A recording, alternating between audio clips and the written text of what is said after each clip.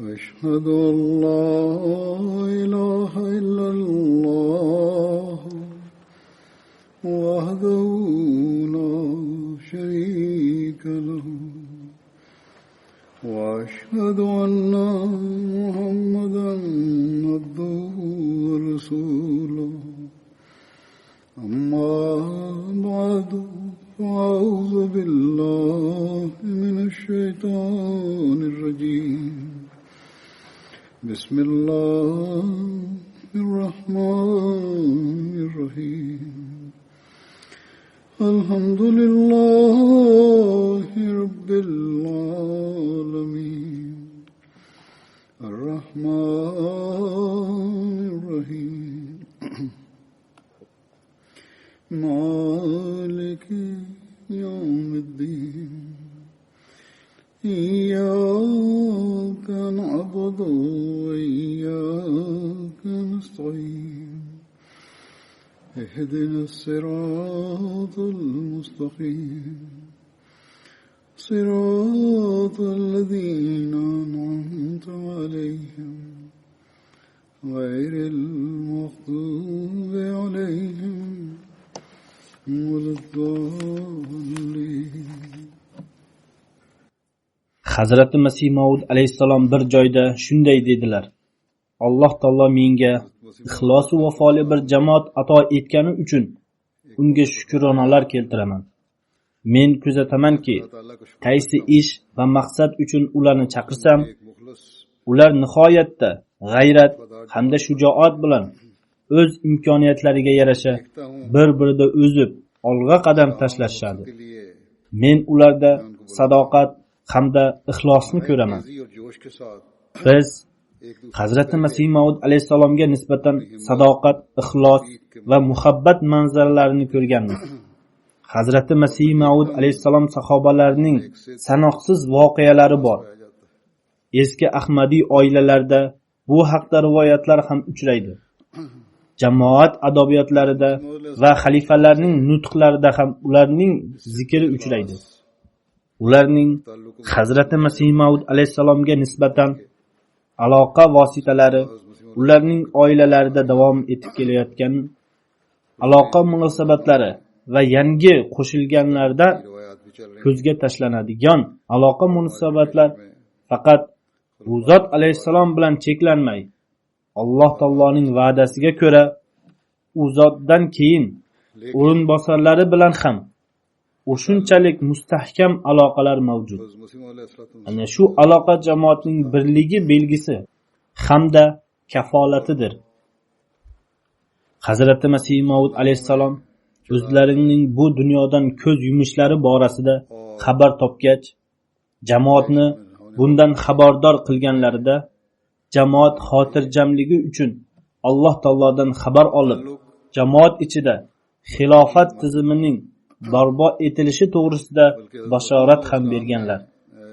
Chunonchi u zot alayhissalom Al-Vasiyat nomli kitoblarida shunday dedilar: Men sizlarga bergan xabardan tushkunlikka tushmanglar. Qalblaringiz tashvishlanmasin. Chunki sizlarga ikkinchi qudratni ko'rinishlari muqarrardir. Uning kelishi sizlar uchun yaxshiroqdir. Shu bois u doimiy bo'lib, silsila qiyomat kunigacha uzilmaydi. Bu ikkinchi qudrat men ketmagunimgacha kela olmaydi. Biroq men ketganimda Alloh taolo o'sha ikkinchi qudratni sizlarga yuborib qo'yadi. Alloh taolo Baroxina Ahmadiyada va'da berganidek, u doimo sizlar bilan birga bo'lib turaveradi. U va'da mening vujudimga nisbatan emas, balki u va'da Alloh taolo marhamat qilganidek sizlarga nisbatandir. U men sizga ergashgan jamoatga qiyomat kunigacha boshqalar ustidan g'alaba ato etaman dedi. Demak, Alloh taoloning ushbu va'dasiga muvofiq u zot alayhisalomning vafotlaridan so'ng xilofat tizimi barpo etildi. Zamon xalifasi va jamoat a'zolari o'rtasida ixlos vafo, mehr muhabbat va sadoqat aloqasi bo'lmagungacha tizimning barpo etilishi hech qanday ahamiyatga loyiq emas. Bu aloqa munosabatini faqat Alloh taologina yarata oladi. Hech bir inson yoki insoniy sa'y harakatlar na bu aloqa munosabatni yarata oladi, na uni qoyim tuta oladi. Jamoatning birligi, birdamligi hamda rivojlanishiga bu aloqa munosabat kafolatdir. Bu narsa Alloh taolo va'dasining amalga oshganiga, Hazrati Masih Maud alayhisalomga Alloh taoloning yordami hamda qo'llovi Ahmadiya jamoatining haqqoniy ekanligiga dalildir. Xilofat bilan aloqa munosabatda bo'lgan jamoat a'zolarida eski ahmadiylar ham bor, yangi kelgan ahmadiylar ham bor. O'spirimlar ham, yoshlar ham, bolalar ham, erkaklar ham, ayollar ham bor. Uzoq joylarda yashovchi zamon xalifasini aslo ko'rmagan ahmadiylar ham bor. Ularning barchasi ixlos va vafoda yuksak darajalarga ega va u bo'yicha yanada olg'a qadam tashlashga harakat qilmoqdalar. Zamon xalifasidan biron farmon kelganida unga darhol amal qilishga harakat qilishadi. Ular izhor etgan muhabbat hamda aloqa munosabatlardan inson hayratlanadi. Bu barcha narsalar Alloh taolo va'dasining ro'yobga chiqqanligi amaldagi guvohlikdir. Jamoatning rivojlanishi hamda bu aloqa bilan bog'liqdir. Men aytib o'tganimdek, jamoat a'zolarining xilofat bilan bo'lgan aloqa munosabatlari va zamon xalifasining jamoat a'zolari bilan bo'lgan aloqa munosabati Alloh taoloning qo'llovi hamda yordamining yorqin dalildir. Bu faqat shunchaki gaplar emas. Jamoat izhor etgan minglab, yuz minglab voqealar mavjud. Agar bu voqealarni jamlasak, bir qancha yirik tomli kitobga aylanishligi mumkin. Qisqasi, men hozir jamoat a'zolarining zamon xalifasiga har bir davrda bo'lgan va hozirgacha davom etib kelayotgan hissiyotlari va tuyg'ulardan iborat ba'zi voqealarni aytib beraman. Hazrati Masih Maud alayhisalom vafotlaridan so'ng bu voqealar boshlanganiga bugun to'liq 112 yil bo'lgandan keyin ham oldingidek qoyim muxolifatchilar Hazrati Masih Maud alayhisalom vafotlaridan keyin bu jamoat halok bo'ladi deb o'ylashgan edilar. Ammo jamoat a'zolarining xilofat hamda Hazrati Masih Maud alayhisalomga nisbatan mehr muhabbati, sadoqati, ixlos va vafosi oshib bormoqda. Nega bunday bo'lmasin? Bu payg'ambarimiz sollallohu alayhi vasallamning bashoratlariga muvofiqdir. Men hozir birinchi xalifa roziyallohu anhu dan boshlab bir necha voqealarni aytib beraman. Al-Badr gazetasining muharriri birinchi xalifa roziyallohu anhu ning betoblik kunlari to'g'risida qayd etib, shunday kunlarda jamoat a'zolarining ahvollarini so'rash uchun ko'proq xat kelmoqda deydi. Birinchi xalifa bu xatlar to'g'risida mening ahvolimni so'rab yozganlarning barchasi uchun duo qilaman dedilar. Muharrir sohib yana deydi: Oshiqlar juda ham ajoyib uslubda o'z muhabbatlarini izhor etishmoqda. Men ba'zi xatlarda parchalarni namuna sifatida qayd etaman. Hakim Muhammad Husayn Qurayshi sohib yozadi: Men bir kuni Alloh taolo huzurida shunday yalinib yolvorib, ey ilohim, Hazrati Nuh hayotidagi ehtiyojlar bir hududga xos edi. hozirgi zamon ehtiyojlarini faqat sen o'zinggina bilasan. Bizning iltijoyimizni qabul qilib, imomimizga Nuhdek umr ato etgin. Yana birodar Hasan sohib Panjobiy Madras Shahruddin shunday yozadi. Hazrat sohibning sog'ayotganliklari xabarini o'qib, shu qadar quvondimki, uni faqat mening Karim va Rahim Robbim Alloh taologina biladi. Muharrir sohib yana yozadi. Muhabbat ajoyib narsadir. Bizning do'stimiz Miyan Muhammad Baxsh sohib Avstraliyada tijorat bilan shug'ullanadi. U o'zining bir xatida shunday yozgan. Siz Qodiyondagi xabarlarda Masih Maud alayhisalomning xalifasi haqida qaysi sarlavhani yozsangiz, unda faqat u zotning so'zlarinigina bo'lmasin, balki sarlavhaning o'zida ham u zotning sihat salomatliklari borasida ishora qiladigan bironta so'z ham bo'lsin. Zero Badr gazetasini ochganimizda o'ta qiziquvchanlik bilan ko'zlarimiz qidiradigan eng birinchi narsa sarlavhaning so'zlari bo'ladi. Qalbimiz istaydiki, sarlavha ostidagi matnni o'qishdan oldinoq sarlavhaning o'zida qalblarimizga rohat yetkazadigan so'zlar bo'lsin. Demak, muharrir sohib deydi, biz hurmatli do'stimizning ixlosi vafosiga ehtirom ko'zi bilan qaraymiz va uning xohishiga ko'ra sarlavha tuzamiz. Hazrati Masih Maud alayhisalomning bir sahobalari Hiva bajvalik Hazrati Abu Abdulloh sohib bo'lgan. U bir kuni birinchi xalifa davralarida o'tirgan edi. Birinchi xalifaga menga biror nasihat qilsangiz dedi. Birinchi xalifa shunday dedilar. Mening fikrimcha, siz qilinishi mumkin bo'lgan barcha narsalarni qilib bo'lgansiz. Faqat endi Qur'oni Karimni yod olish qoldi. Chunonchi bu sahoba birinchi xalifaning gaplarini eshitib 65 yoshida Qur'onni yodlay boshladi. Yoshi katta bo'lishiga qaramay Qur'onni yodlab oldi. Xalifaning farmonini amalga oshirish uchun mana shunday shijoat bor edi.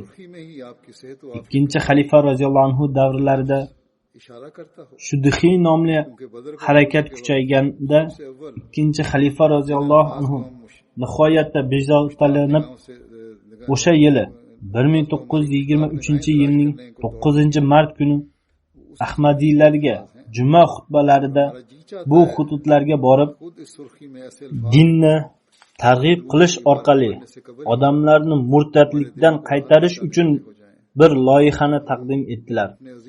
Bu harakat Malkona nomli hududda boshlangan edi.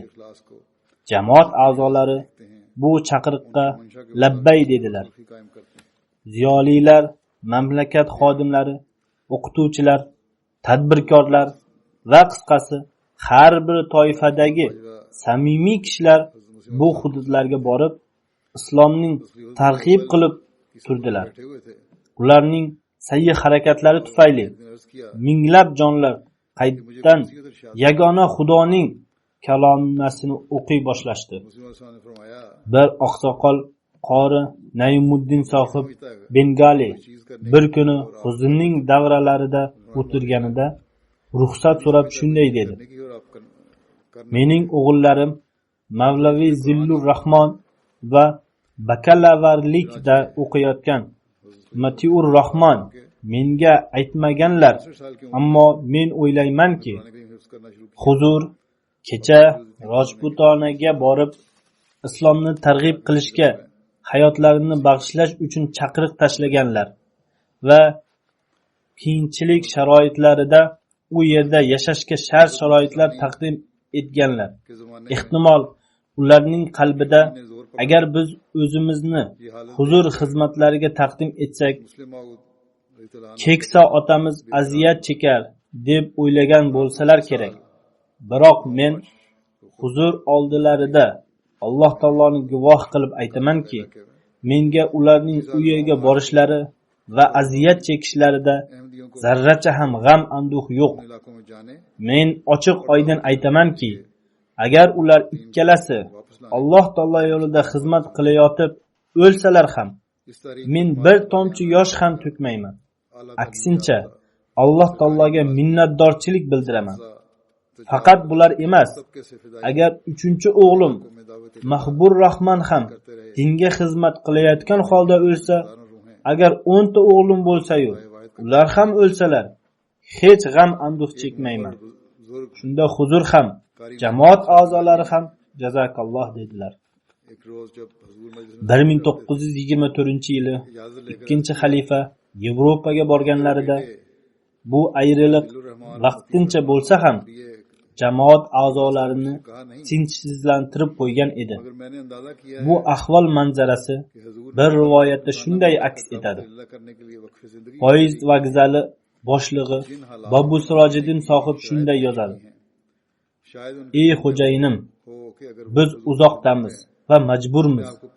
Imkoniyat bo'lganida huzur qadamlari changiga aylanib ketardik, toki ayriliqni boshdan kechirmas edik.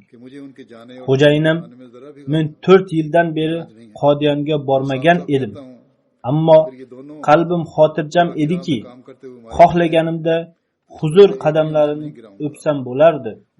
Ammo hozir har bir kun og'irlik qilmoqda. Alloh taolo huzurini eson omon, muvaffaqiyat va zafar bilan tezroq qaytarib olib kelsin. Bu muhabbatni kim yaratgan? 2-xalifa roziyallohu anhu dedilar: O'tgan yili bir yigit chaqirig'imni eshitib, pasportsiz Afg'onistonga yetib bordi. Bu yigit Sargodxa rayonida bo'lgan. U zamon xalifasining farmonlarini eshitib, darhol uni amalga oshirishga kirishdi. Jamoatni targ'ibot qilish buyrug'ini eshitib, Afg'onistonga yetib bordi. Yonida pasporti ham yo'q edi. Hukumat uni ushlab qamoqxonaga tashladi. Unda u kishi u yerdagi tutqunlar hamda nazoratchilarga da'vat qila boshladi. Afg'onistondagi Ahmadiylar bilan ham u yerda topishib qoldi. Ba'zi kishilarga o'z ta'sirini ham o'tkazdi. Oxir oqibat nazoratchilar bu kishi qamoqxonada ham o'z ta'sirini o'tkazmoqda deb o'z yuqori boshliqlariga xabar qilishdi. Mullalar esa uni qatl etishga fatvo chiqarishdi. Ammo vazir, bu inglizlar fuqarosi, biz uni qatl etolmaymiz dedi. Nihoyat davlat o'z nazorati ostida uni Hindistonga qaytarib yubordi. 2-xalifa roziyallohu anhu yozadilar: U kishi bir necha oydan so'ng qaytib keldi. Shijoati shunday xabar berardiki, men unga: Siz xato qildingiz. Boshqa ko'pgina mamlakatlarga borishingiz mumkin edi. Siz u yerda tutqun bo'lmay targ'ibot qilishingiz mumkin edi. Deganimda u kishi darhol: Siz birorta mamlakatni tayinlayingiz, men u yerga ketib qolaman dedi. U yigitning onasi hayot. Ammo u onasi bilan uchrashmay boshqa bir mamlakatga ketish uchun ham hozir edi. Ammo men unga tavsiya qilganimdan keyin onasi bilan uchrashgani ketmoqda. 2-xalifa deydilar: Agar boshqa yigitlar ham Afg'onistondan kelgan panjoblik yigitga o'xshash shijoatini ko'rsatsalar, qisqa muddat ichida dunyoning ahvoli butunlay o'zgarib ketadi. Suriyalik Muhammad Ashshof sohib 2-xalifa Hazrati Muslim Maud roziyallohu anhu Shomga tashrif buyurganlarida u huzur bilan birga Livanga ham borgan. Juda ham kuchli huquqshunos edi. Xilofat bilan aloqasi o'ta mustahkam edi. Huquqshunos bo'lgani bois har bir gapni dalil isbot bilan eshitishni xohlar edi. Unga qachondir zamon xalifasi tomonidan bunday, shunday deb aytilgan deyilsa, u doimo Mohammad अशवास bo'ldi, buyruq keldi, gap tamom der edi. Bu kishilarning aloqasi shunday edi. शाम तशरीफ ले 3-xalifaning davrlari boshlanganda लबनान Amerikadagi Naimul Latif xonim xilofat hamda zamon xalifasini haddan ko'p sevardi. और Zamon xalifasiga itoat etishni eng ustun qo'yardi.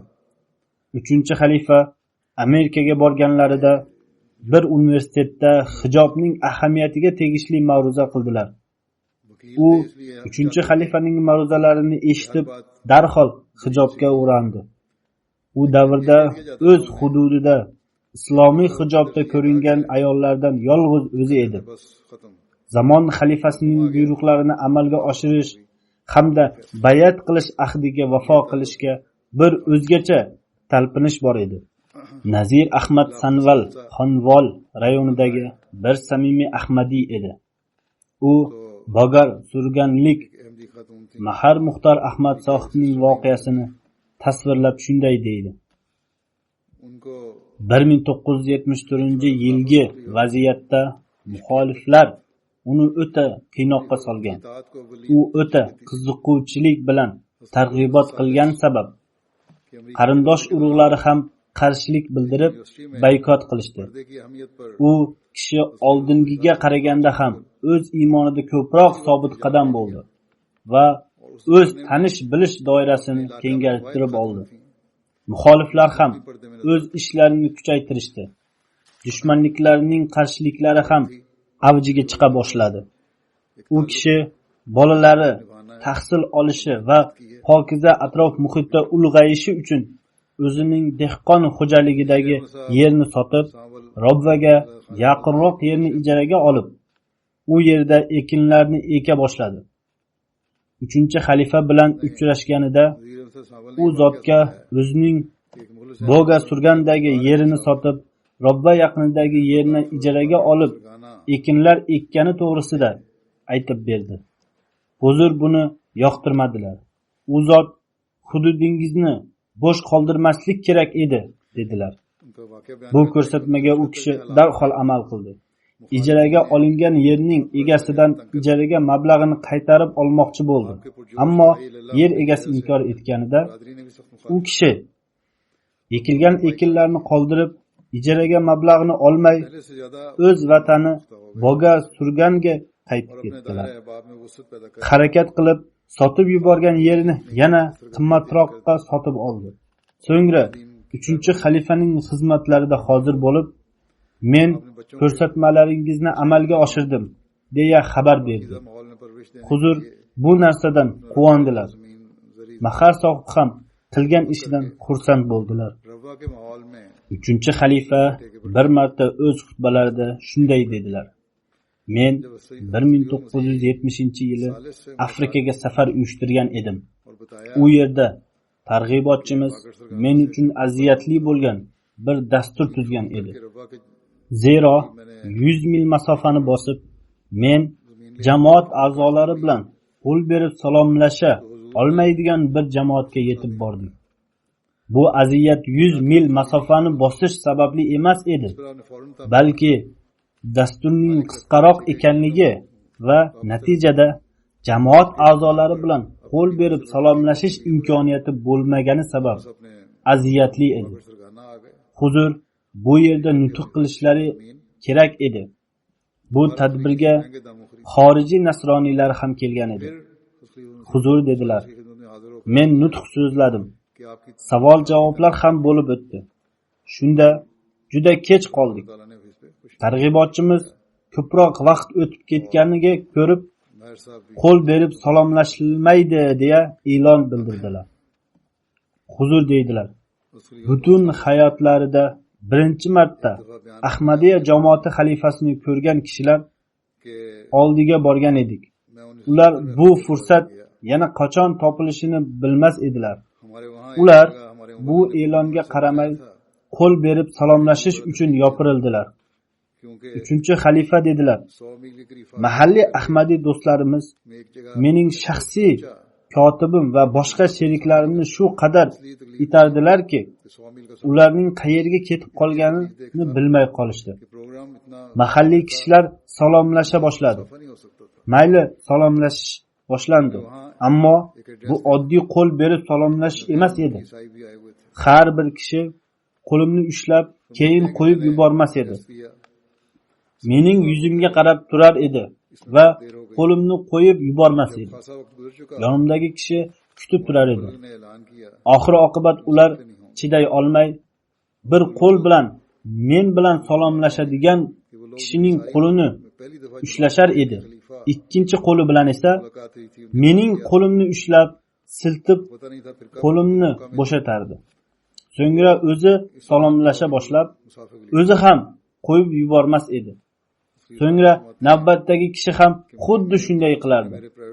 Qisqasi, biz zo'rg'a u yerdan chiqdik. O'z kishilarimiz bo'lsa, ular jamoat a'zolari hamda xalifa o'rtasidagi aloqani bilishadi. Men o'z kishilarimiz uchun emas, begona kishilar uchun aytayapman. Men ahmoq emasmanki, mening qandaydir fazilatim tufayli 5-6 ming mil uzoqdagi meni hech ko'rmagan kishilarda shunday muhabbat paydo bo'lgan deya. Shuna bo'lmas. Men tanigan kishilar ham salomlashish uchun bir-biridan qolishmay salomlashish uchun kelishayotgan edilar. Bu muhabbat Alloh taolo yaratgan muhabbatdir. 4-xalifa roziyallohu anhuning davrlari boshlandi. U zot deydilar: Afrikadagi yuz bergan yirik o'zgarishlar eski targ'ibotchilarning qurbonliklari tufaylidir. U yerdagi bugun ko'rinayotgan hayratlanarli o'zgarishlarni u yerdagi jamoatlar ham tasavvur qila olmas edilar. Mamlakatlarda katta o'zgarishlar paydo bo'lgan. Ba'zi ahmadiylar o'ta tajribali hamda o'z mamlakatlarining hukumatlarida nufuzli kishilar edi. Ular o'zlari menga, millatimizning ahmadiyatga nisbatan muhabbat hamda hamkorligida olg'a qadam tashlagani va unga da'vat yetkazilishi uchun tayyor bo'lgani biz o'zimiz ham bilmas edik. Yana huzur deydilar: bir kishining nomini tilga olish va mamlakat nomini zohir etish munosib emas. U menga dedi: nima bo'layotganini men hech ham tushunmayapman. Millatimiz biron bir Ahmadiyya xalifasiga shu qadar xizmat qilishi hamda mehr muhabbatni izhor etishi mening xayolimga ham kelmas edi. Men shu yerda qanaqa manzaralarni ko'rgan bo'lsam, uning davlat boshliqlari bilan bo'lganini ko'rganman. Biroq undan tashqari biron boshqa kishi bilan shunday munosabatni ko'rmaganman. U kishi yana deydi: nima yuz berayotgan bo'lsa, unda jamoat sa'y harakatlarining unchalik roli yo'q. Barchasi g'oyibdan bo'lib hayratlantiriladi. Demak, barchasi Alloh taolo tomonidan bo'lib turibdi. 4-xalifa deydilar: men bir marta Pokiston haqida gapirayotganimda ba'zi nuqson kamchiliklarni belgilagan edim. Masalan, ba'zi yomonliklar Pokistonda video kasetalardan noto'g'ri foydalanish sababli yuzga kelmoqda. Men bir xutbada aytgan edimki, ba'zi yomon rasm-rusumlar yuzga kelmoqda. Undan milliy axloqlar nobud bo'ladi va oilalarda tinch totuvlik yo'qolib ketadi. Er bilan xotin o'rtasida sadoqat aloqalari buzilib ketadi. Ularning aloqa munosabatlariga dars ketishga va hargiz bu rasm-rusumlar rivojlanishiga o'rin bermanglar. Men Pokistondan olgan maktublar sababli qalbim Alloh taolo huzurida sajdaga yiqildi. Ba'zi yomonliklarga mubtalo bo'lgan kishilar menga Alloh taoloning bizga bo'lgan inoyatidirki, biz Hazrati Masih Maud alayhisalom jamoati bilan bog'langanmiz va sizning ovozingizga bevosita yetib keladi. ताल्लुकात में रखने पड़ते Biz qalblarimizdan barcha butlarni sindirib tashqariga irg'itib yuborardik, चुनाचे मुझे deya xat yozishdi. मिले Jamoat a'zolarida ezgulik ovoziga labbay deb aytish ruhi darhaqiqat haqqoniylik ruhidir. बिल्कुल सजदरेज हुआ Ushbu haqqoniylik ruhini biron yolg'onchi dunyoda वो लोग जो बाज yarata olmaydi. थे Endi mening davrimdagi voqealar. इन गलत कामों में 2004-yili men Nigeriyaga ish safarini uyushtirdim. की जमात से वो Bu ish safarim और बराह 2 kunlik edi. जब आपकी आवाज हम Oldin bu safar rejada yo'q edi. तोड़कर Ammo हमने अपने दिल samolyot reysi u yerdan uchgani uchun majburan u yerga borishga to'g'ri keldi. जो मादा है U yerga borgach, की असल रूह है u yerga kelishim zarurligini kelmaganimda xato bo'lishini his etdim. Biroz muddat oldin फिर Nigeriya jamoatining jalsa salanasi bo'lib o'tgan edi. बातें हैं Odamlar katta sonda unda ishtirok etib bo'lgan edilar. चार में मैंने Men odamlarning uzoq joylardan पहले programme faqat 2 soat uchun men bilan uchrashgani kelishini kutmagan edim. Light वहां से मिलती Taxminan 30 ming yaqinga erkak va ayollar to'planishdi. हुआ Ularning ixlos va vafo manzaralari ko'rishga loyiq edi. Ularning xilofatga nisbatan ixlos पहले hamda muhabbatlari umuman ishonib bo'lmas darajada edi. तादाद में चल से Ular zamon xalifasini oldin hech ham ko'rmagan edilar. कि मेरे जाने पर वहां O'z ko'zlari oldida ko'rganda bildirilgan muhabbatlari hayratlanarli edi. Qaytib keladigan vaqtda हो गए qilgan duoda ba'zi ayollar va erkaklar hissiyotiga berilib talpinayotgan edilar. Ularni ko'rib hayratga tushardik. Bu muhabbatni faqat Alloh taoloning o'zigina yarata oladi va Alloh taolo uchungina bo'ladi. Mullalar से biz Afrikadagi ताल्लुक falon davlatlarda Ahmadiyya jamoati targ'ibot uylarini yoptirdik लोगों ने जो va falon davlatlarda ularning targ'ibot uylarini yopishga va'da berdilar deb katta gaplar gapirishadi. Biroq में birov ulardan so'rab ko'rsinchi, इतने u yerdagi kishilar ko'rsatayotgan ixlos va vafo, imtiya हैरत होती थी ko'rsatadigan chehralar o'zi nima? खुदा ताला Bu targ'ibot uylarini yoptirishi natijasimi? Nima bo'lganda ham bu ular gapiradigan katta gaplar xolos. Africa के Biroq मुल्क में shu gaplar बंद करा दिए bizning iymonimizni oshiradi hamda uni mustahkamlaydi. Machine बंद हो जाएंगे 2008-yili वो कर दिया बड़ी बड़ी G'anaga safar uyushtirdim. Jamoat u yerda taxminan 500 gektarga yaqin katta bir yer maydonini sotib olgan. जो Jamoatning ko'pchilik erkak va ayollari men borishimdan oldin u yerga yetib borgan edilar.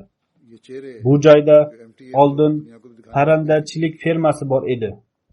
और फिर Jamoat u joyni biroz o'zgartirib, ये सब कुछ क्या eshik va derazalarni o'rnatib, jalsa uchun बंद कराने का turar joyga aylantirdi. Biroq bunga qaramay joy tor edi. अपनी Ammo hech kim joy torilganidan shikoyat qilmadi. Jalsaga kelgan ko'p kishilar orasida boy badavlat kishilar, farovonchilikdagi kishilar, tadbirkorlar, o'qituvchilar hamda boshqa ishlar bilan shug'ullanadigan kishilar bor edi. ताला के फजल से Agar birovga yotish uchun joy topilmagan bo'lsa, u tashqarida jaynamoz yozib uxlab qolardi. Birinchidan, G'analiklarda sabr matonat ko'p. वहाँ अक्सर Biroq o'sha kunlarda ular o'zgacha sabr matonatni ham namoyish etdilar. Biroq bir ikki kishidan sizlar shunday tashqarida yotganingiz uchun biroz noqulayliklarga duch kelgan bo'lsangiz kerak deb so'raganida ular biz jalsani eshitgani kelganmiz. Xalifa mavjudligida jalsa o'tkazilmoqda. 2 kunlik vaqtinchalik noqulaylik hech narsa emas. Alloh taolo bizga jalsada ishtirok etishga bergan imkoniyat uchun xursandmiz dedilar. Burkina Faso hamda boshqa qo'shni davlatlardan ham kishilar jalsaga kelishgan edi. Menga ma'lum bo'lishicha, Burkina Fasodan delegatsiya soni 3000 nafarga yaqin edi. पढ़ाने वाले थे। Qo'shni mamlakatlardan kelgan kishilarning eng katta soni ularniki edi. तो बाहर साफ बिछाकर Ulardan ba'zilariga taom topilmay qoldi. एक तो वैसे भी Ulardan 300 nafar Xudon 1600 kilometr yo'lni velosiped bilan bosib o'tib jalasaga qatnashdi. किसी ने Men u yerdagi bir targ'ibotchiga ularga taom yetmagani bois ulardan kechirim so'rab qo'ying. हुई होगी Kelgusida Xudo xolasa bu kamchilikka yo'l qo'yilmaydi जलसा सुनने dedim. Ularga mening uzr so'rash payg'omim yetkazilganida ular qaysi maqsad uchun kelgan bo'lsak biz unga erishdik. हम खुश Taom bo'lsa uni har kuni iste'mol qilamiz-ku dedilar. हमें तौफीक अता फरमाई। Endi qaranglar.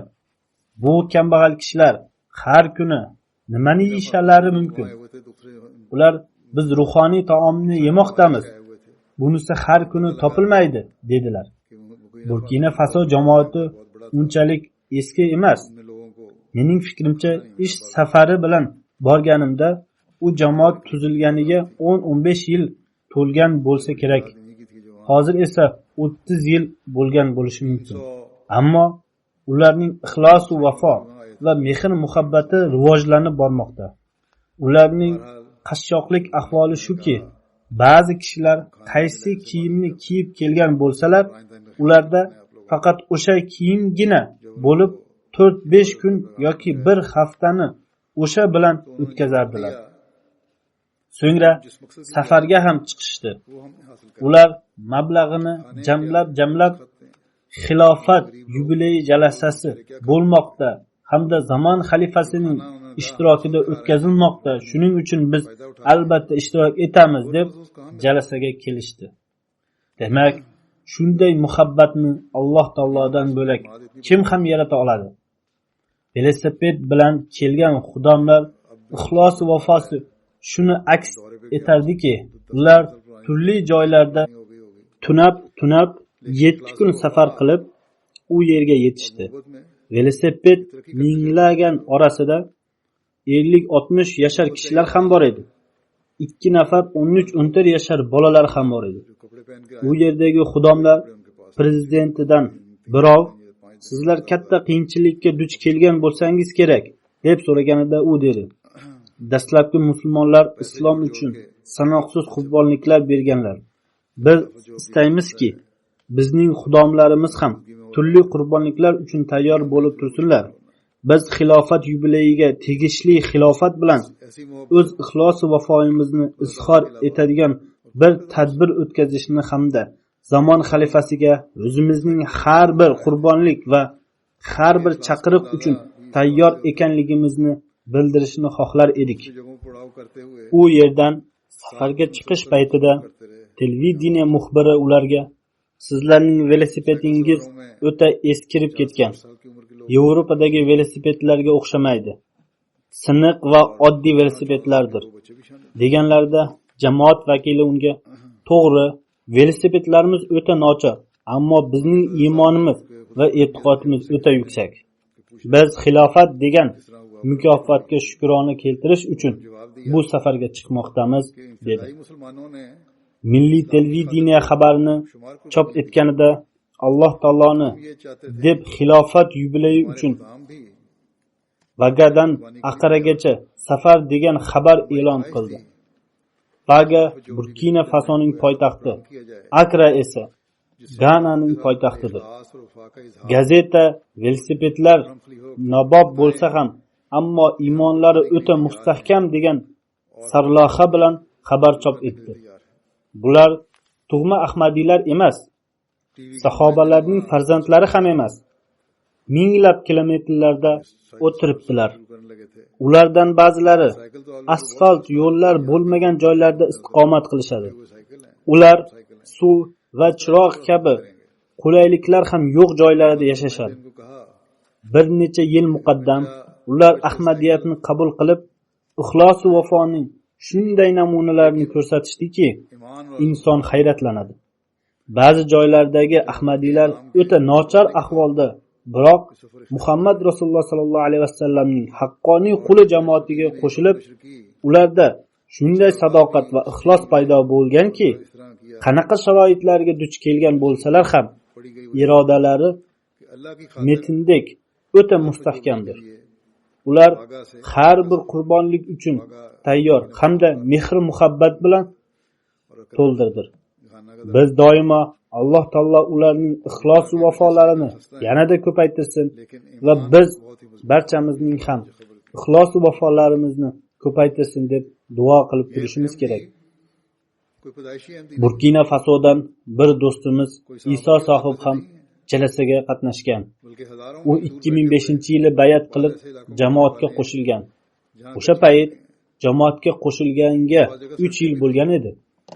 Undan इन लोगों ने taassurotlar so'ralganida पहले अहमदियत को shunday dedi: "Menga aslida Ahmadiy bo'lganimga 3 yil bo'lgan, ammo ऐसी जगहों men o'zimning baxtli ekanligimni hamda nimaga erishganligimni bugun bildim. कबूल करके Men o'z xursandligimni so'zlar bilan ifodalay olmayman. दिखाए Zero men bugun zamon xalifasini ko'rdim va u zot bilan uchrashdim. Ba'zilarning xilofatga nisbatan muhabbatlari qatra yosh shaklida ko'zlaridan oqar edi. Ana shu ixlosi vafo yangi tuzilgan jamoatlarda ko'rinadi. Sadiq की जमात में शामिल O'tgan yili bir fitnachi noto'g'ri gaplar orqali fitna tarqatishga harakat qildi. Jamoatning ba'zi ixlosli yoshlari ham uning gaplaridan ta'sirlanib, munosabatlari o'zgarib ketdi. O'zlarini Ahmadiy deb aytsalar ham jamoat tizimidan uzoqlashayotgan edilar.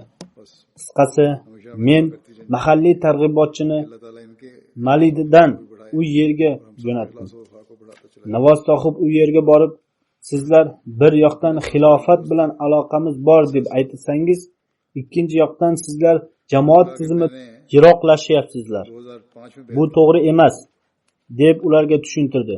Shunda ularning taxminan barchasi kechirim xatlarini yoza boshladi. Ular biz tushunmovchilik bois hamda tarbiyaning yetishmovchiligi bois uning gaplariga quloq solgan edik. Xilofat bilan aloqamiz to'liq vafoga asoslangan. Biz xilofatdan ayrilishni tasavvur ham qilmaymiz. Chunonchi Alloh taoloning inoyatlari bilan ular yana jamoat tizimiga qo'shilishdi. Tarbiyaning yetishmovchiligi sabab ular biroz yo'ldan ozgan edilar. Ularga tushuntirilganida darhol o'z xatolarini his etib, xilofatga nisbatan komil ixlos va vafo munosabatlarini izhor etdilar. Ular biz ayrilganimizda xilofatdan ayrilmagan edik. Biz esa ba'zi mas'ullardan ayrilgan edik deb aytishdi. उसकी बातों में Demak, ana shu ularning ixlos va vafo me'yorlaridir. हो गया Shuningdek, कहते अपने Gambiyadagi kelgan mehmonlarning ahvoli ham xuddi shunday edi. अलहदा हो रहे Odamlar बहरहाल वहाँ माली से मैंने वो Côte d'Ivoire va boshqa mamlakatlardan kelgan edilar. Ulardan har biri o'z uslubida ixlos va vafo hamda fidokorlikni ko'rsatayotgan edi. कि तुम एक तरफ कहते Kanada jalasa mobayni रहे हो men oldin aytib o'tganimdek, bizning turar joyimizdan jalasagohgacha masofa uzoqroq edi. खतूत भी नहीं शुरू कर Yo'lni biroz aylanib u yerga borganmiz. Bois 1 kilometr oshiqroq bo'lardi.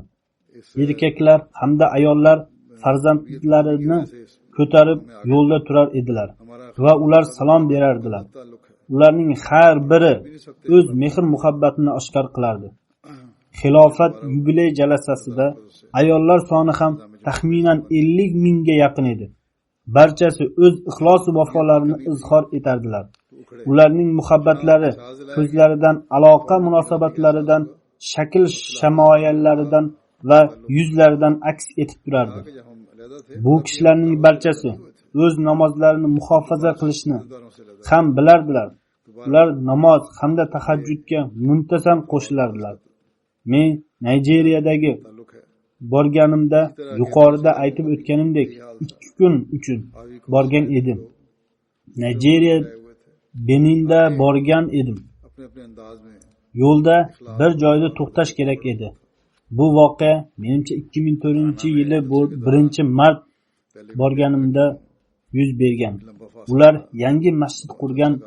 Uni ko'rib qo'yinglar va odamlar ham u yerda to'planganlar dedilar. बल खाती जाती Bundan oldin u yerga borish rejada yo'q edi. औरतें मर्द Biroq u yerdagi erkak va bolalar salomlashishni, ayollar esa yaqindan ko'rishni xohlar edilar. मोहब्बत का एक Vaqt होता था ozligi bois qo'l berib salomlashish mumkin emas edi. Ba'zilari harakat qilib salomlashib oldilar ham. जलसे में Bu gavjumda delegatsiyamizdan bir kishi bor, bir ayolga siz biroz orqaga suriling dedi. Zero ayni payt odamlar उनके चेहरों से टपक रही होती थी tirband bo'lib qolishgan edi. फिर ये लोग U ayol kishi qattiq g'azablanib, men va zamon xalifasi o'rtasida to'sqinlik qiladigan o'zi sen kimsan? dedi. Bu ayol mazkur kishini ko'tarib, irg'itib yuborishi mumkin darajada g'azablangan edi. Qisqasi, ularning his-tuyg'ulari shunday biroz vaqt o'tgach, men ularga sukut saqlash hamda o'tirib olishni buyurdim. Shunda u yerda mavjud bo'lgan yuzlab sondagi ahmadiylar sukut saqlab o'tirib olishdi. Ularning xilofat bilan aloqalari ana shunday. Odamlar Amerika to'g'risida u yerda dunyoga berilgan kishilar ko'p, din bilan aloqalari kamroq deb o'ylashadi. Program नहीं था 3-xalifa rahimahulloh alayh ये देख लें o'zlarining bir voqealarini shunday aytib berganlar. लोग मौजूद Bir marotaba menga bir xatarli xabardan iborat xat kelgan. बच्चों की Qandaydir tahdid imkoni bor edi. औरतें चाहती Bu xabar jamoat a'zolariga yetganida थी कमी की वजह से jamoatning ikki xavfsizlik bo'yicha mutaxassislari लगा के कर सकते o'zlari yetib kelib tun bo'yi qo'riqchilik qilib turishdi. Rush में Demak, हमारे Amerikaliklarda ham katta ixlos bor. दिया Meni ham Amerikaga ish safari bilan borganimda ular doimo o'z ixlos va vafolarini izhor etishadi. Shu yerga ham Amerikadan delegatsiyalar keladi. Ular ham xilofatga nisbatan o'zlarining ixlos va vafolarini izhor etishadi. Bu narsa ularning dunyoga berilganligi haqidagi मैंने उन्हें qarashlariga rad etadi. के लिए कहा और कहा Navbatchilik qiladigan yigitlar doimo men bilan birga bo'lib o'z vaqtlarini o'tkazishadi. Safarlarda ham men bilan birga bo'lishadi. Ba'zilar o'z tijoratlari va ishlarini ham दुनिया समझती है xattorga qo'yishadi. सिर्फ Ba'zilar menga biz yangi ishga kirgan edik. इनसे उनका Jalasa uchun hamda siz bilan uchrashish uchun ta'til berilmayotganida biz ishni tashlab kelib qoldik dedilar. उनको एक Kanadadagi xudomlarning munosabatlari ham xuddi shunday.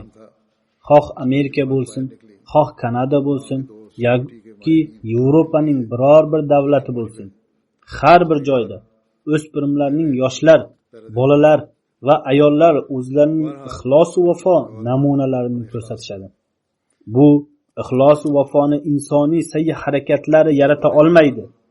Bir necha yil muqaddam men Germaniyada bir xutba o'qigan edim. U xutbada men xilofatga nisbatan itoat hamda vafo mazmunini bayon etgan edim. Bu xutba faqat germaniyaliklar uchun bo'lmay, har bir ahmadiy uchun edi. Biroq u yerdagi sharoitlar sabab bir qancha misollarni Germaniyadan keltirgan edim. दारी में मुलव्वस Shunda dunyo bo'ylab tarqalgan ahmadiylar o'z his-tuyg'ularini bildirdi. Darhol xilofatga komil itoat hamda to'liq sadoqatlarini izhor etdilar. Germaniyadagi ba'zi mas'ullar ayrim ko'rsatmalarni o'zlaricha कारोबारों izohlay boshlashdi. बादों ने Biz Xudo xohlasa kelgusida bunday qilamiz deb izhor etishdi. जिन्होंने बताया Alloh taolo ularga hamda dunyodagi barcha ahmadiylarga और जलसे irodalarida qoyim bo'lib turishga kuch-quvvat ato etsin. आ गए नौकरियां Iordaniyadan Qosim sohib yozadi. Hazrati Masih Maud alayhissalomning haqqoniyligiga eng go'zal va kuchli dalil shuki, नौजवान Alloh taolo mening qalbimda xilofatga nisbatan mehr-muhabbat hamda itoatni o'zi yaratdi. सो वफा के नमूने Bir necha yil muqaddam bay'at qilishga qaror qilganimda mening qalbimda haqiqatan jamoat hozir ham haq yo'ldami va u Hazrati Masih Maud alayhissalom maqsadlari yo'lidan bormoqdami yo'qmi degan o'y tug'ildi. U payt men xilofat to'g'risida hech narsa bilmas edim. Shunda Alloh taolo menga quyidagicha tush ko'rsatdi. Men tushimda Hazrati Masih Maud alayhissalom xalifasini tinchlik, omonlik tarqatayotganliklarini va nizo chiqarguvchilar o'rtasida qaror chiqarayotganlarini ko'rdim. Men o'z qo'limni u zotning qo'llariga qo'ydim va uzukni o'pdim. Shu payt men u zotning o'zgacha mehr shafqat va mehribonliklarini his etdim. Mening qalbimda u zot uchun o'zgacha muhabbat paydo bo'ldi. U kun sayin oshib bormoqda. Men bay'atni yangilamoqchiman va u zotning itoatlari doirasidan chiqadigan har bir kishidan bezorilikni izhor etaman. Bolgariyada muxoliflar jamoatga qarshilikda tish tirnog'i bilan harakat qilmoqdalar. Ko'p vaqtdan beri endi jamoat ro'yxatidan o'tdi. Ilgari bir marta jamoat ro'yxati bekor qilingan edi. Ba'zi ahmadiy kishilarga Bolgariya muftiysi bir qancha narsalar berishni va'da qilib, jamoatni inkor etishni tavsiya qilgan edi. Ammo Alloh taoloning inoyatlari bilan barcha ahmadiylar nafaqat o'z iymonlarida qoyimdirlar, balki oldingisidan ham ko'proq ixlos va vafo namunalarini ko'rsatmoqdalar va Ahmadiya xalifaligi bilan o'zlarining sadoqat aloqalarini isbotlamoqdalar. 3 kishi bir ayol oldingi borib turli yordam berishga va'da qilib, jamoatni inkor etish uchun uni undadilar. U taqvoli ayol nihoyatda doyuraylik bilan shunday dedi: Ahmadiyat haqqoniydir. Men o'z xalifam bilan uchrashib kelganman. Eng afzali shuki, Alloh taolo menga 3-4 tushni ko'rsatib, jamoatning haqqoniyligini xabar qildi. Shuning uchun endi jamoatni inkor etish imkoni yo'q. Benindagi targ'ibotchilar boshlig'i deydi: yangi bay'at qilganlarning jalasasida ularning vakili sifatida yangi bay'at qilgan Razzoq sohib shunday deydi: dunyo tizimida birov qandaydir muammoga duch kelsa, u qishloq boshlig'iga borardi. Gapi e'tiborga olinmasa, undan kattaroq boshqa birovga borardi. So'ngra mer oldiga borardi, so'ngra vazir oldiga, shunday qilib, so'ngra prezident oldiga borardi. U ham uning gapini eshitishi yoki eshitmasligini bilmaydi. Ammo Ahmadiya jamoati tizimi o'ta kuchli. Ahmadiya jamoatida xalifa mavjud. U zot har bir kishining tilini tushunadi va har bir kishiga uning irqi yoki rangiga qaramasdan o'z inoyatini ko'rsatadi. Ahmadiya xalifaligi barakatlari tufayli biz Qur'on o'qiy boshladik. Muhammad Rasululloh sallallohu alayhi vasallam olib kelgan islom bugun bizga yetib keldi. Fransiyadan Dilo xonim deydi: men 2017-yili bay'at qilgan edim.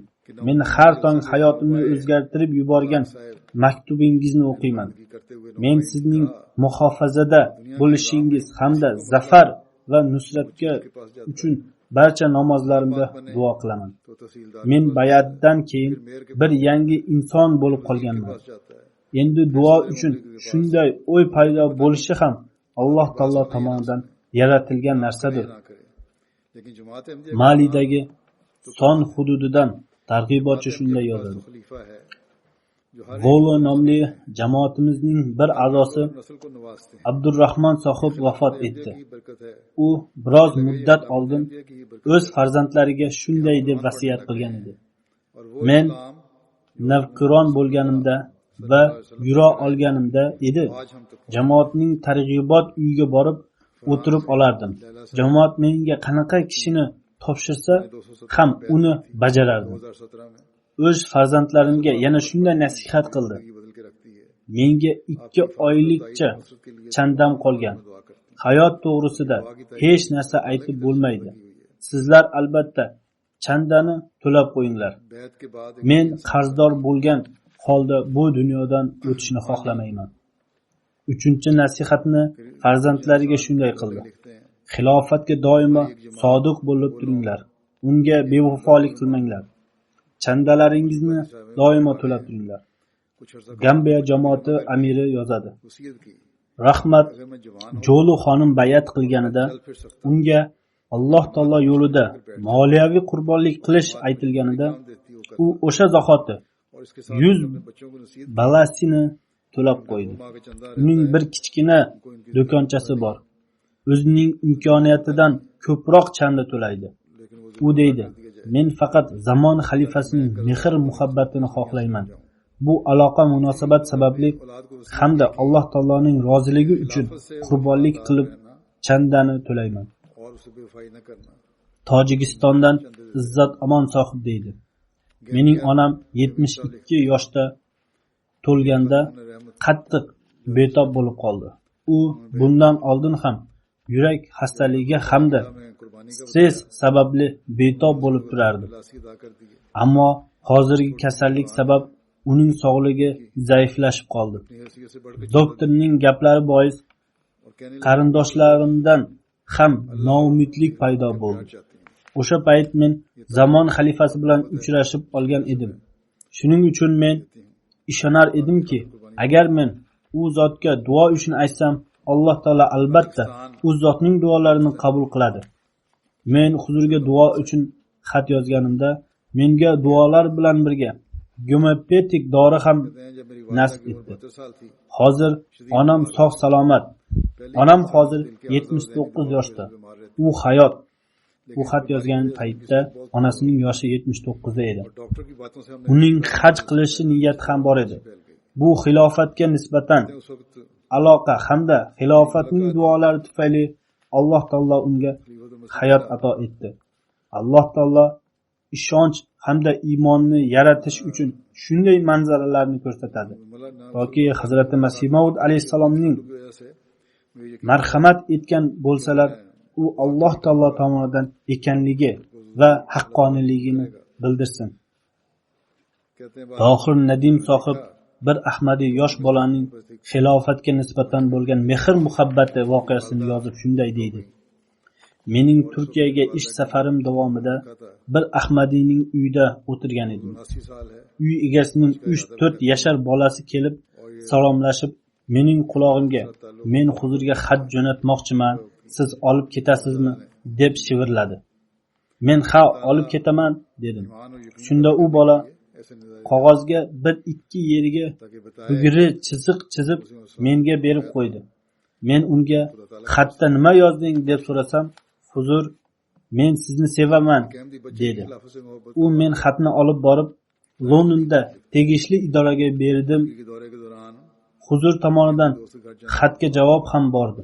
बैठे Bola o'z xatiga javob olganida otasining aytishicha, uning va qolgan oilaning xursandchiligiga ko'rishga loyiq edi. हुजूर के खत Shuningdek, खत भिजवाना है कि आप ले जाएं Makedoniyadan targ'ibotchilar boshlig'i yana bir yosh bolaning misolini keltirib yozadi. छोटी सीधी लकीरें खींच के Yaqin o'tgan kunlarda मैंने उसे Bosniyaga ish safari bilan borganimda bir pokistonlik kishi bilan tanishib diniy suhbat qurdim.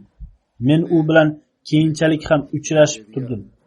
Bir kuni u shunday dedi: "Biroz muddat oldin Dubay aeroportida men bir oila bilan uchrashdim. मिला है Uning uchun 4 yashar qizchasi. Biz उसकी भी namoz o'qishimiz kerak va rost gapirishimiz kerak deb aytayotgan edi. Men u oilaning Ahmadiya jamoatidan ekanligini bilgach, haligi qizchadan "Sening hayotingdagi eng katta orzung nima?" deb so'rasam, u "Men Londonda huzur bilan uchrashmoqchiman" dedi. Mazkur do'stimiz deydi: क्या लिखते हैं Shunchalik kichik yoshdagi bir qizchaning katta orzusi xalifa bilan uchrashish ekanligi menda chuqur ta'sir qoldirdi. वाकफियत हुई Shu kunlarda men bolalarni ularning bir जारी रहा o'yinidan qaytargan edim. कबल Dubai Zero u bolalarda nojo'ya odatlarni shakllantirardi. साला बच्ची कह रही थी Dastlab ota-onalar biz bolalarga qanday man etamiz deb tashvishlanishdi. Biroq keyinchalik ko'pchilik ota-onalar menga sizning xutbangizni eshitishdan so'ng bolalar o'zlari kelib bu o'yinni biz o'ynamaymiz, zero zamon xalifasi undan man etdilar dedilar deb xat yozishdi. Menga hozir ham ko'p kishilar biz shuncha vaqt o'ynashimiz mumkinmi deb xat yozishadi. Ya'ni zamon xalifasi bilan aloqa munosabatlari sabab ular biz aldamaymiz va zamon xalifasi bizning xayrixohligimiz uchun qaysi ishni yoqtirsalar o'shani bajaramiz degan his tuyg'u bor. Gondurusdan targ'ibotchi yozadi. Bir mahalliy Ahmadiy Parsi Moriya sohib turli muammolarga duch kelgan edi. Men uning muammolarini ko'rib, siz o'z tashvishlaringiz haqida huzurga duo uchun xat yozing dedim. U kishi men xat yozganimda muammolarim o'z-o'zidan hal bo'lib boshladi. Shu narsadan menga bir g'oyibona kuch nasib etildi va xilofatga nisbatan ishonchim hamda e'tiqodim kuchaydi dedi. Marokishdan Affori sohib deydi. Ahmadiya jamoati mening qalbim va hayotimni marhamat hamda barokatlar bilan yoritdi. Alloh taologa menga hidoyat bergani uchun shukronalar keltiraman. Men sizni ko'rib halovat topaman hamda bir ajoyib hisga ega bo'laman. Holanki men hech qachon siz bilan o'tirmaganman, siz bilan gaplashmaganman ham. Shubhasiz bu Alloh taoloning kuchi hamda chinakam mehr muhabbatidir. Alloh taolo sizni qo'llab-quvvatlasin. Yamandan Iymon xonim deydi. Men huzurni o'zimdan, farzandlarimdan, oila a'zolarimdan va barcha kishilardan ko'proq yaxshi ko'raman. Mening qalbim taskin hamda rohat topadi. Yana men umid qilamanki, Xudo xohlasa vaziyat yaxshilanadi. Hazrat Masih Maud alayhisalomning kelganliklariga va u zot alayhisalomdan so'ng xilofat o'rnatilganiga sabab shuki, toki inqiroz barham topsin va g'am anduh botgan qalblarimizda umid paydo bo'lsin. Ahvolim Rasululloh sallallohu alayhi vasallam: ey Xudo, agar sen bizdan norozi emas ekansan, unda biz boshqa hech narsaga parvo qilmaymiz. Marhamat etganlari kabidir. Men Alloh taologa duo qilamanki, u meni ham siz farzandlari va zavjalarini yaxshi ko'radigan baxtiyor kishilar safiga qo'shsin. So'ngra Tunisdan Tavfiq sohib yozadi. Biz sizni sevamiz. Biz sizning qayig'ingizga chiqqanmiz. Unda tarbiyalanganmiz. Hazrat Masih Maud alayhisalom chashmalaridan tanovul qildik. Biz o'z Ahmadiyimizga qoyilmiz. Siz bilan bog'lanmay o'zimizni isloh qila olmaymiz. Biz dunyoni xohlamaymiz. Xohish istagimiz faqat shuki, biz haqqimizda falonchi kishi bu muborak jamoatga ergashish tufayli muvaffaq bo'ldi deb aytilsin va Ahmadiyimizda qoyim bo'lib turish va unga yarasha amal qilishga kuch-quvvat nasib etsin. Barcha musulmonlarning ittifoqi uchun duo qilishingizni so'raymiz. Qisqasi, men bu bir necha misollarni taqdim etdim. Bu misollar shu narsani yoritib beradiki, qalblardagi ixlos va vafo aloqalarini Alloh taolo paydo qiladi. Hech bir dunyoviy kuch-quvvat uni tortib olmaydi. Hazrat Masih Maud alayhisalom: sizlar Alloh taolo va'dalarining amalga oshayotganliklarini ko'rasizlar deb marhamat qilgan edilar. Bu va'dalarning amalga oshayotganini ko'rish uchun Alloh taolo ko'pchiligimizga imkoniyat ato etsin. Endi men MTA to'g'risida bir e'lon bildirmoqchiman.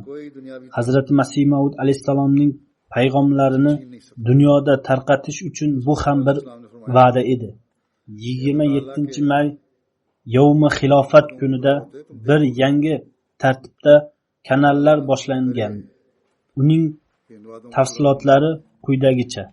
Dastlab ba'zi joylarda Ayniqsa, Amerikada biroz muammolar ham tug'ilgan. Ular endi hal bo'lgan bo'lsa kerak, deb umid qilaman.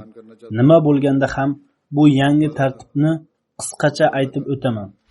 Turli hududlar jihatidan MTA 8 ta kanalga taqsimlangan. MTA 1 umuman olganda Angliya va Yevropaning boshqa ba'zi hududlari tomoshabinlari uchundir. Bu kanal asosiy ingliz va urdu tillarida faoliyat yuritadi.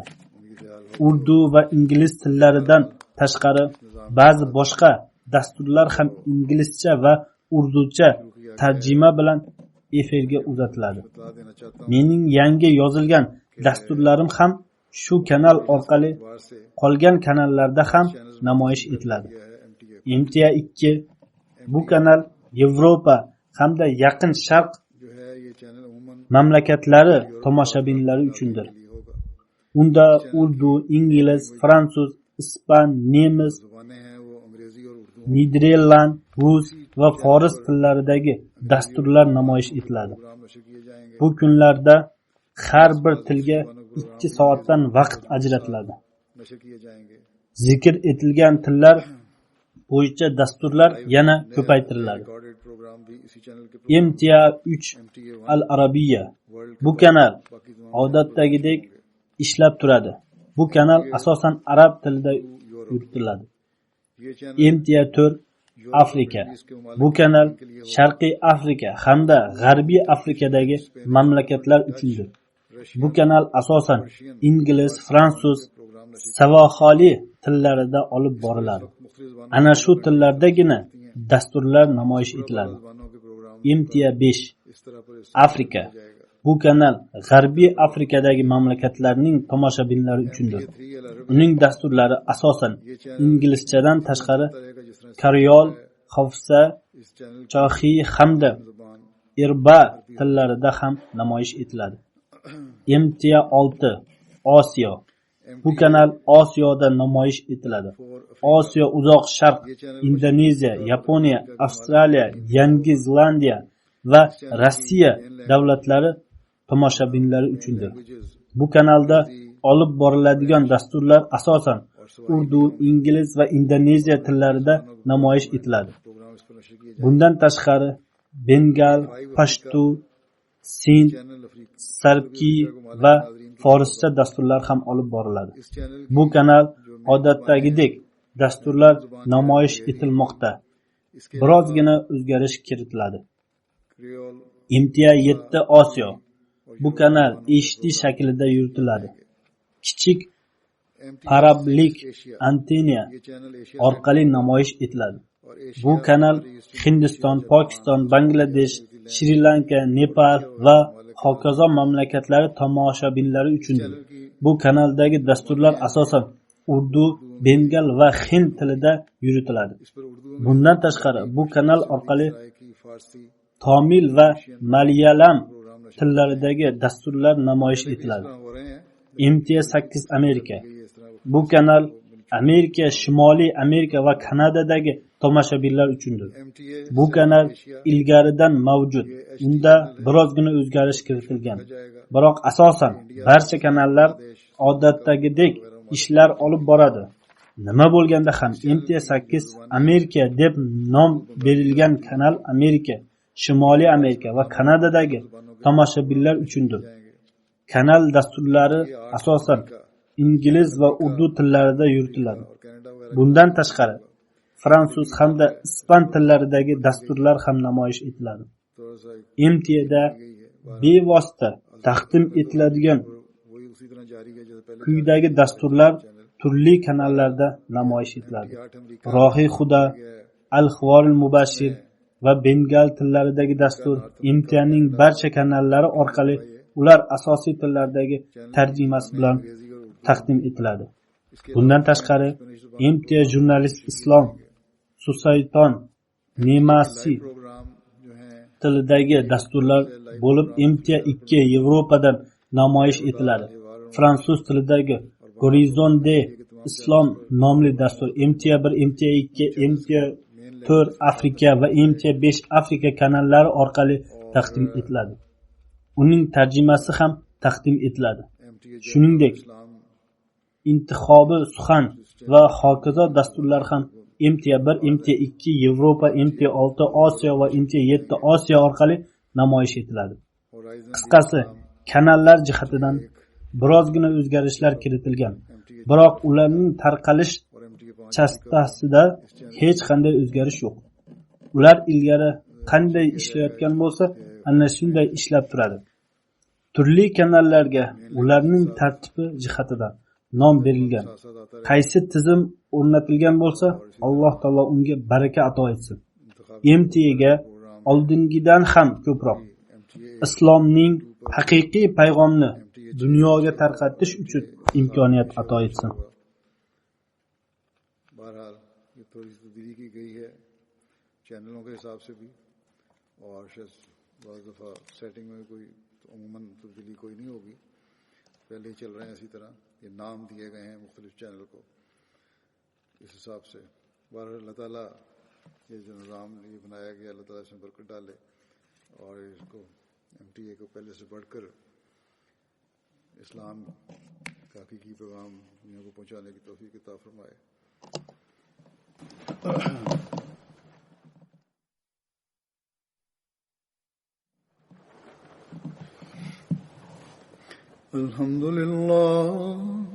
الحمد لله نحمده ونستعينه ونستغفره ونؤمن به ونتوكل عليه ونعوذ بالله من شرور أنفسنا ومن سيئات أعمالنا من يهده الله فلا مضل له ومن يضلل فلا هادي له ونشهد أن لا إله إلا الله ونشهد أن محمدا عبده ورسوله عباد الله رحمكم الله إن الله يأمر بالعدل والإحسان وإيتاء ذي القربى